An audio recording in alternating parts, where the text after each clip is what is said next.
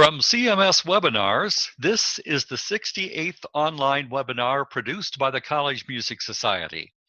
The CMS Webinars initiative is a benefit of membership for all members of the Society who register and attend. We welcome those of you online with us today, as well as viewers watching a recording of this session. Today's program is the fifth in a series of sessions focused on musicians' health. The coordinator of this series is Gail Berenson, chair of the CMS Committee on Musicians' Health. The topic for today is challenges and opportunities for college professors regarding inclusion of mental health courses in the music curriculum. Our presenter is Dr. Julie Jaffe-Nagel, a psychologist in private practice in Ann Arbor, Michigan, and author of the book, Melodies of the Mind. We'll hear from Dr. Nagel in a few moments. Please tell your friends and colleagues about these live CMS webinars, just one of the many benefits afforded members of the College Music Society. For information about future webinars and to register, please go to our website, www.music.org, or see details in the monthly electronic newsletter this month at CMS and in the approaching deadlines emails sent to all members of the Society. Dr. Julie Jaffe-Nagel has earned degrees from the Juilliard School, the University of Michigan, and the Michigan Psychoanalytic Institute, and has helped numerous people deal effectively with performance anxiety while promoting musicians as cultural ambassadors. She has published in major journals and has presented lectures, workshops, and consultations worldwide, which have earned her prestigious awards for her interdisciplinary work. Her book, Melodies of the Mind, has received critical acclaim, and her new book, Musician's Guide to Stage Fright, is forthcoming from Oxford University Press. It is a pleasure to introduce Dr. Julie Jaffe-Nagel. Welcome, Dr. Nagel, and please begin. So, Tom, thank you for the introduction and also for the prompt on how to get on the webinar. Thank you to the College Music Society for sponsoring such an important series on the musician's health. Thank you to Tom for being such a wonderful collaborator and audiovisual engineer, and to Gail Berenson, who has done just mammoth amounts of work to organize programs on musicians' health for a long, long time. I'm delighted to be with you today. I'd like to share with you a couple of thoughts and memories that came to me as I was thinking about how to get started. And one comes from when I was 6 years old, and I was just beginning music lessons, but I was also composing music. And I had composed some little compositions. I did not know how to write them down, so my teacher was going to record them on a tape recorder. What happened was that in the middle of this recording, I forgot the music. I had my first memory slip. I didn't know what was happening. I knew I felt awful and I did not want it recorded. But the recording proceeded and I was whispering, "Stop the record, stop the record." Either my teacher didn't hear me or decided to proceed anyway, and my memory slip is forever recorded on a black vinyl disc. I felt humiliated and ashamed, and I wished somebody had heard me at that early young age. Fast forwarding, when I was pursuing my professional training in piano performance, I was beset, as many musicians are, even though you think you may be the only one, with performance anxiety. And I would talk about it with my major teacher, who had a tremendous amount of faith in me and would always reassure me that he was not worried about me and that he didn't think I should worry about myself either. The reason I'm telling you these two stories will become more evident as we go through the webinar, but that mental health is as important as anything else one learns in studying music, whether you are studying to be a performer or some other branch of the musical arts. And for so long, this has not been a part of our training. So I ask you to keep in mind all the way through the webinar today, what does mental health have to do with teaching musicians? Isn't that supposed to be something else? And we only work with musicians who come to music school to learn to play an instrument or to learn about theory, music history, music technology, performance. What does mental health have to do with it? So as a prelude and to give you a roadmap for where we're going to be going today, I have some questions listed that I'll be covering. Are musicians unique? Doesn't everybody have mental health issues? And why shouldn't all schools cover mental health issues? What's different? Is there anything different about musicians? Why become a musician? What is the intersection of the professional and the psychological issues that musicians bring to their training and bring to you as teachers of people who are training in the musical arts? What does a psychologically healthy music school curriculum look like? And what are the benefits? Well, musicians are unique. And I'd like to highlight what I feel is unique about them. They begin studying an instrument at a very, very young age. I started playing at 4. I started lessons at 6. But many musicians, as data have shown, my own data and then the data of the ICSOM survey in 1988 are very compatible, that 90% of people who take instrument lessons start before they're 12 years old. 46% start before they're 7. The average age is 10 when people begin learning an instrument. And as we know, many children start much younger.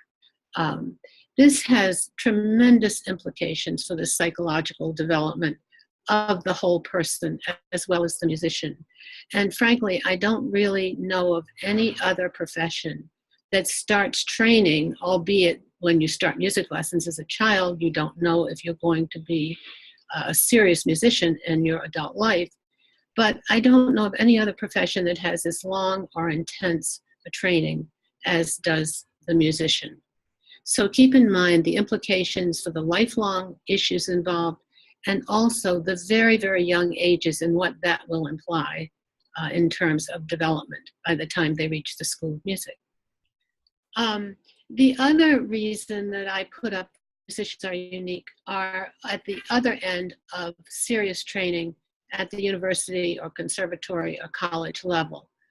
There are job issues, career issues to be considered. And here I draw data from the National Endowment for the Arts and also from the US Census Bureau. And while some of these data could be more discrete in determining exactly who they're talking about when they talk about artists and musicians, we don't have that kind of data that I could at least find, and it's a ripe area for research. But during 2007 and 8, when we had the recession, unemployment rose faster for artists than civilians during that period of time. And artists left the workforce more than the general population did during that time. These are musicians and writers and people in theater, as well as visual artists. So there was a decrease in the artist workforce. And in 2014, the National Endowment for the Arts found that all musicians, including those who are employed on payrolls, as well as self-employed musicians, which turned out to be 44%, earn less than the typical US worker in the United States. Now remember that these are people who have started training in childhood, in early childhood, and yet the job market is precarious, and we have to think about what does that mean for their psychological health, as well as their earning capacity and their career trajectory. So think about, why did you become a musician? Perhaps you didn't realize the things that I've just mentioned to you, but you became a musician. Clearly, I think those people who go into music as a profession are doing it for more than the money. And it's something that I've started to call psychic income. And while it would be nice to earn a nice real income in real dollars and cents, and some people do, but many people have many jobs to supplement their music profession. Psychic income means you feel good about it. There's something about being in music, making music, studying music, understanding music, analyzing music, sharing it with others, that is very, very satisfying to the soul, really. There's something about the sound of music that is compelling, almost despite what the income is. So, but it's more than the money. Now, when we think about what happens in the classroom, there is no such thing as a clean slate, meaning an emotional, psychological clean slate for those people that you teach. People come in as whole people. They have a life history, they have a childhood, they have many, many things, from what's going on during the day to what's going on in the family to what's going on in relationships. These things come in with the musician to classes. A story that comes to my mind of someone that I saw clinically was someone who had developed this attitude about themselves, who felt that she could not progress in her career. There was just no motivation, and yet she was talented, smart, bright, worked very hard, but could not get ahead. As we worked on it clinically and tried to understand psychologically what was going on, because logically there was no reason why this woman couldn't do the work she was supposed to do in class. It turns out that as a very young child, very young, she was told by her parents, there was the candy jar. She was not supposed to eat the candy. She knew that, but she snuck candy, as children do, and got sick. She ate a lot of it, and she got an upset stomach. Sadly, not too long after that, she had a terrible stomach illness that forced her to have to go to the hospital. And she had surgery, had to stay in the hospital for quite a long time, and started associating eating candy with doing something wrong and becoming very, very ill. Now, as we fast forward, by the time she got to see me and by the time she got to college, she had this attitude of feeling guilty, that I shouldn't do this, I don't deserve to succeed, I'm a bad person. And these things came out as we worked together, but it affected her work. And everybody takes their life history into their lessons, into classes, onto stage. And you as teachers will see things such as attitudes, such as I found, but you may not understand or even hear the details of what started in childhood and became an attitude and a psychological impediment for her later in life. But you will see things like late assignments, people will miss classes, they'll be late to classes, procrastinate doing things, they may forget lessons. Often you will hear about illnesses as excuses, and illnesses are illnesses. I mean, we have to be able to distinguish what is an excuse and what is real. You will see depression, again, illustrated by things that are just not getting done, or oversleeping, overeating, anorexia, drinking, drugs.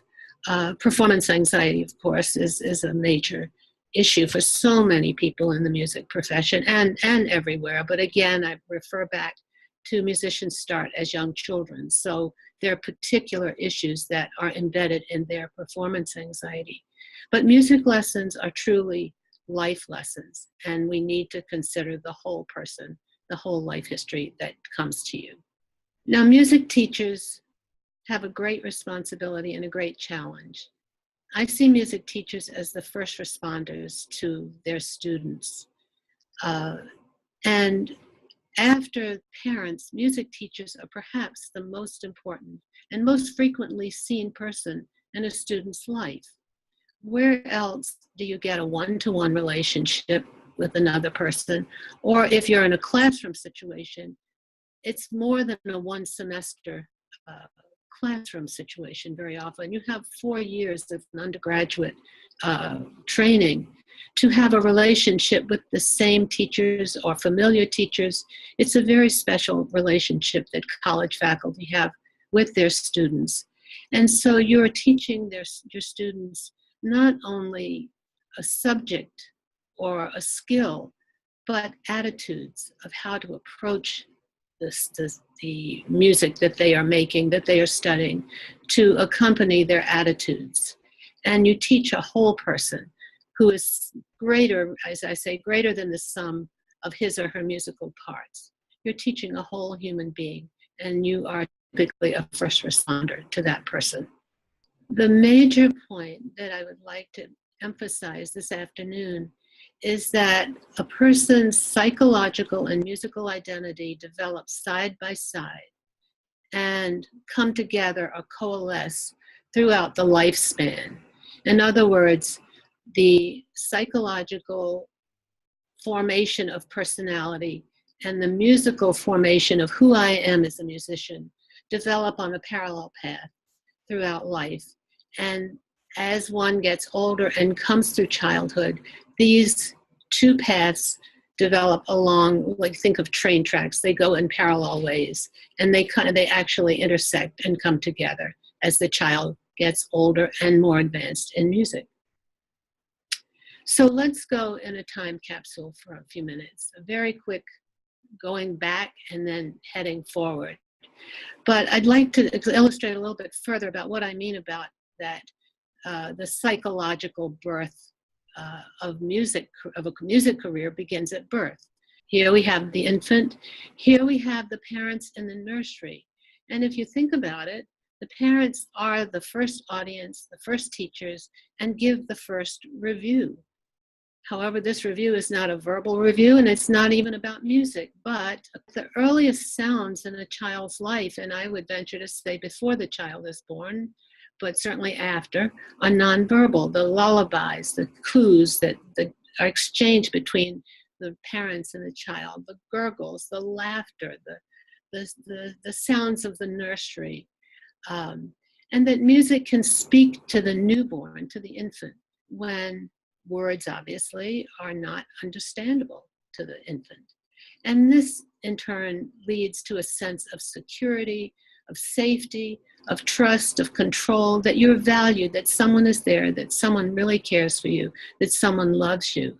Think ahead just a little bit. I'm going to get to that, but as you can start thinking ahead and maybe thinking ahead of me, is that these are the kinds of feelings that are important for self-esteem and for comfort in moving through life, security, trust, that you have. If you cry as an infant, ideally you will be tended to with being changed, your diaper, or being fed, and that you learn that the world is a place that you can trust and that you can have control with the sounds that you make from your own body.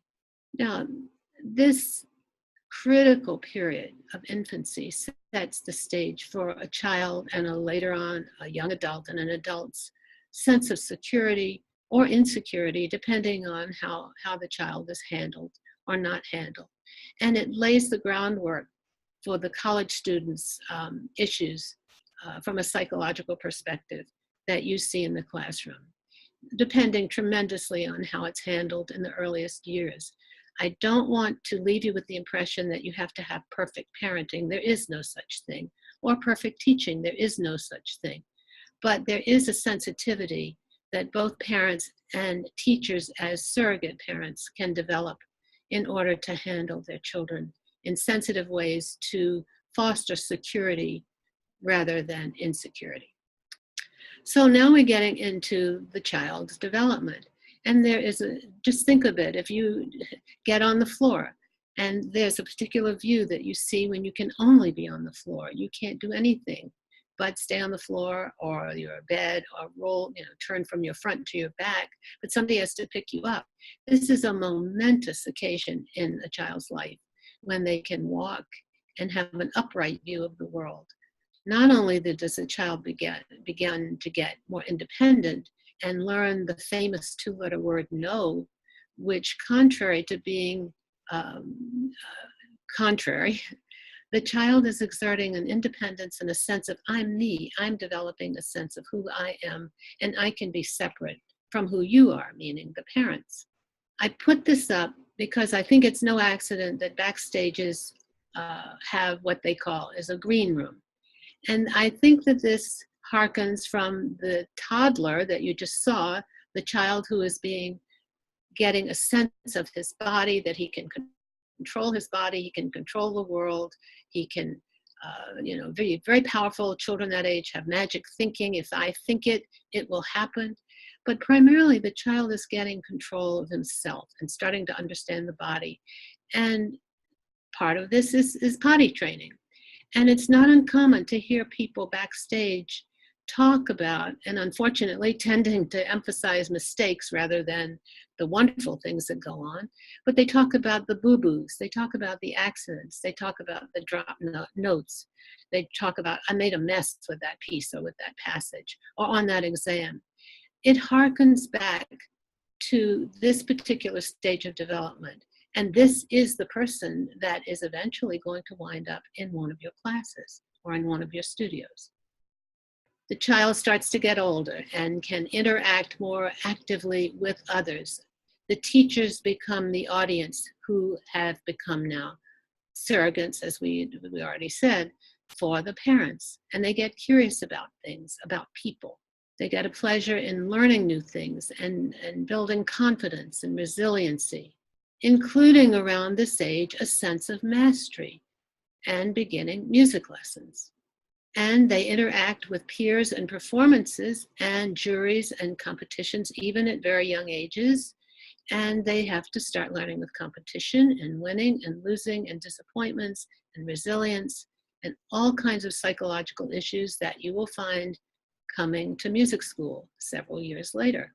So depending again on how these kinds of issues are handled, children can start to feel a sense of competence, control, safety, or they can start to feel self-limited, inhibited, feeling ashamed, perhaps feeling humiliated, again, depending on how this is handled in earlier years. Let's go on. And as we get into the pre-adolescent and the adolescent stage, we have, again, as with a toddler, but different, significant physical and emotional changes, development of sexual identity, great concern with what other people think, a greater sense of definition of self.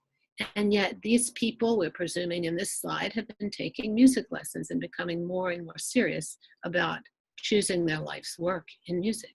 Very important to belong and to be liked, not only by others, but by teachers and by extension, the audience, who is an extension of the parent and the teacher.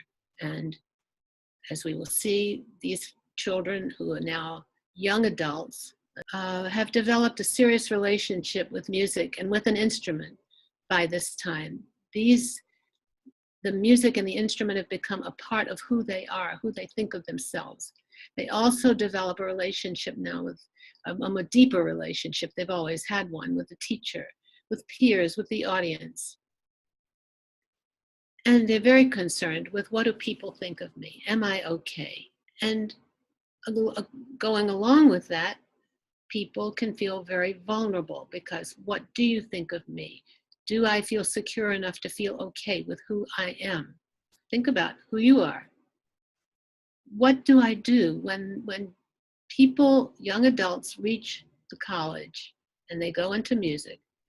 That early development and the musical identity that has been occurring all of these years pre-college coalesces in college, when people are concerned with not only what I do, their professional identity, but who I am, their personal identity.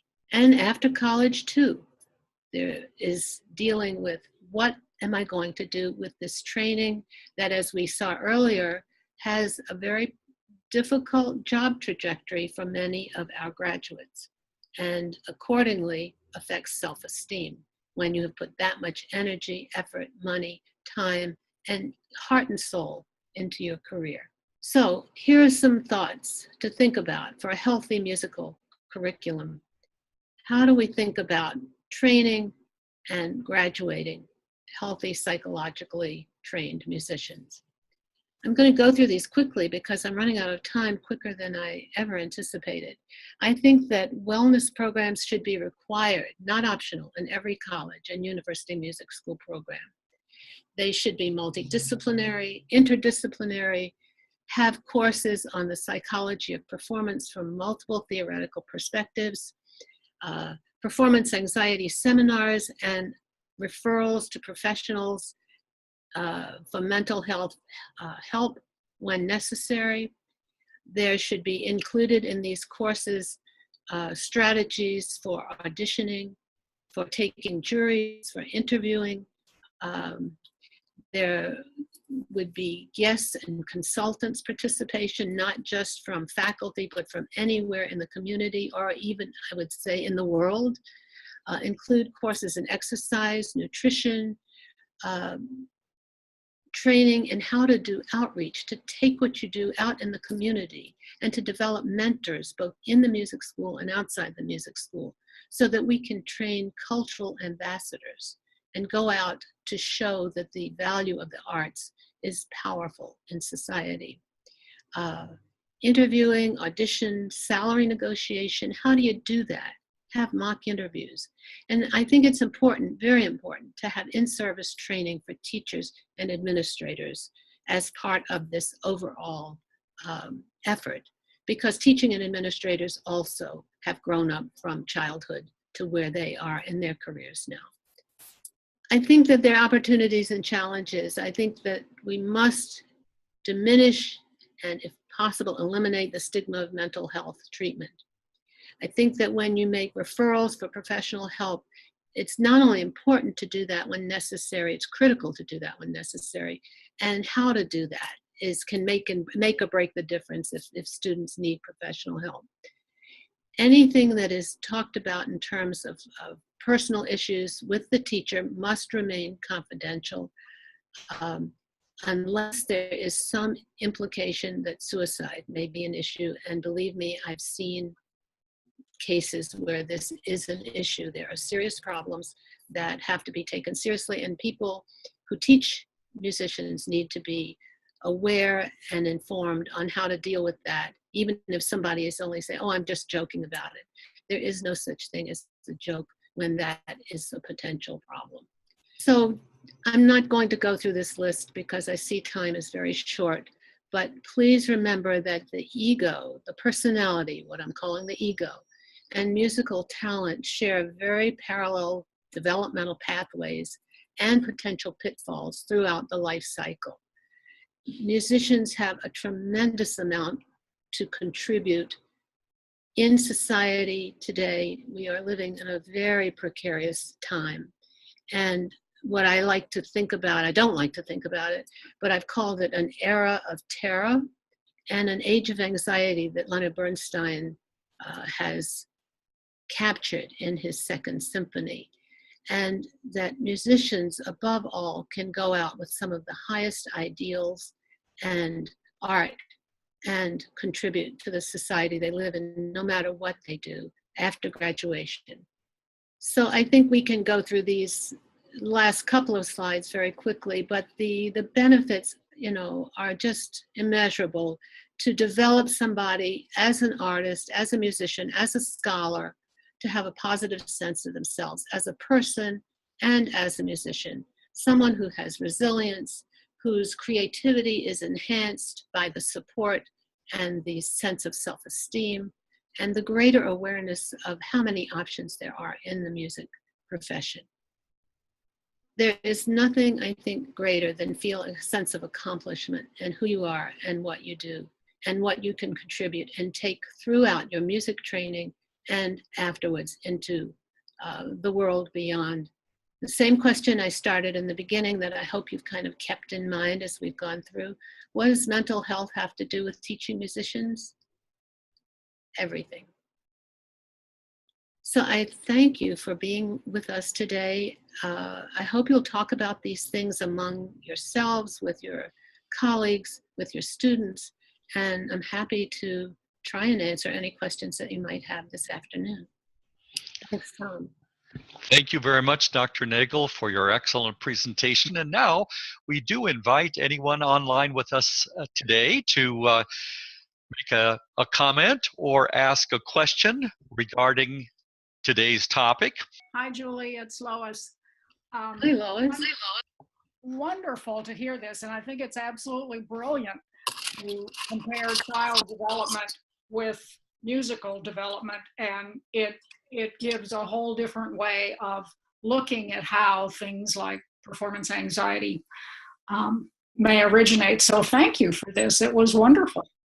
Well, thank you for tuning in, and I appreciated your webinar several months ago. I think we all have something to share that can come together, and hopefully in courses in the curriculum. Thank you. Is there anyone else who would like to make a comment? Speak right up if there's someone. Julie, Right ahead. it's Gail Berenson, and I too want to thank you for this wonderful presentation. You give us lots of food for thought, and I really do hope that this will get a lot of viewing in the future, as well as all the people online, because there's so much good information for people to think about and discuss with colleagues and with students. Thank you so much. Thank you, Gail. Hi, Julie. This is Linda. Great job. I really enjoyed it. I love what you said about the bits and the pieces that you as we as teachers get in the studio often. And I think that's the most important thing as a teacher, that we collect those things in the back of our minds and then have to reflect on how we can help that student. Could you maybe talk a little bit about that and what we as teachers can do a little bit better with, because we're not, of course, equipped like you are in both disciplines?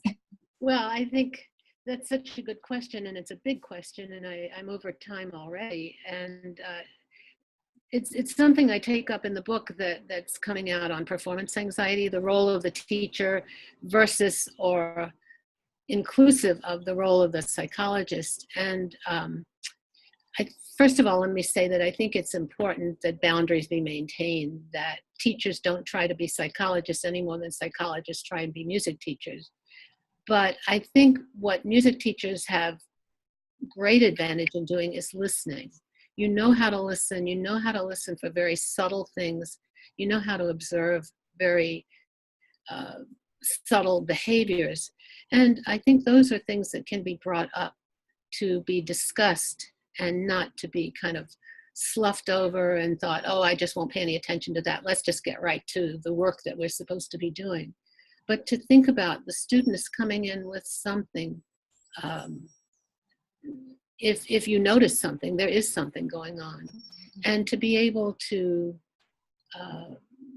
develop a sense, and this doesn't happen overnight. I think that what you're bringing up also is maybe even the request that teachers can have some seminars, which I think is important, very important, in how to listen, what to listen for, what kinds of things to say, to bring in other people, or to have, even if you don't bring anybody into class per se, although that's always a good idea, but to have consultants in the community that you can interact with as well as colleagues.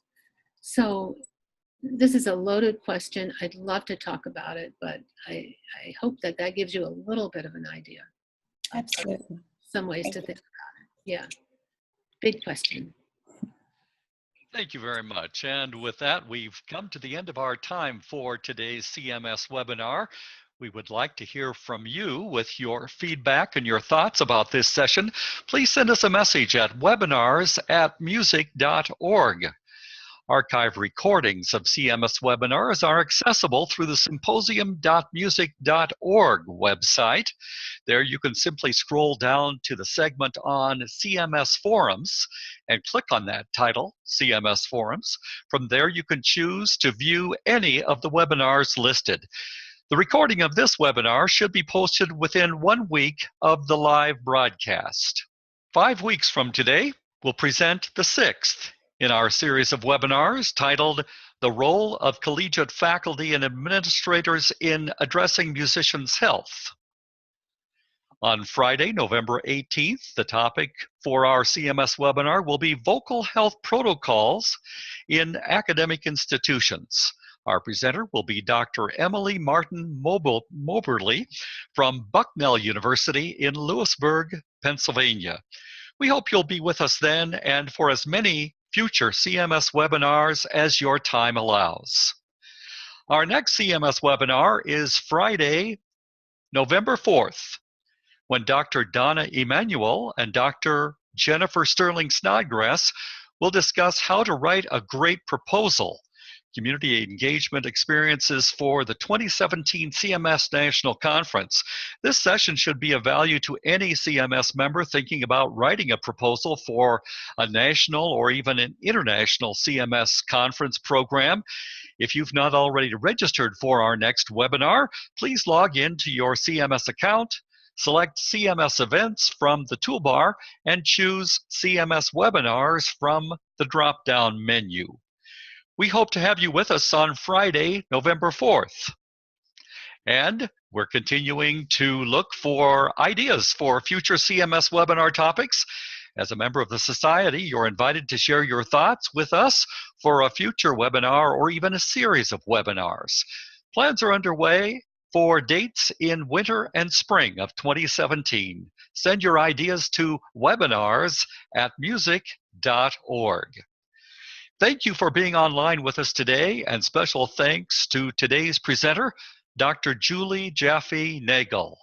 I'm Tom Cook for the College Music Society.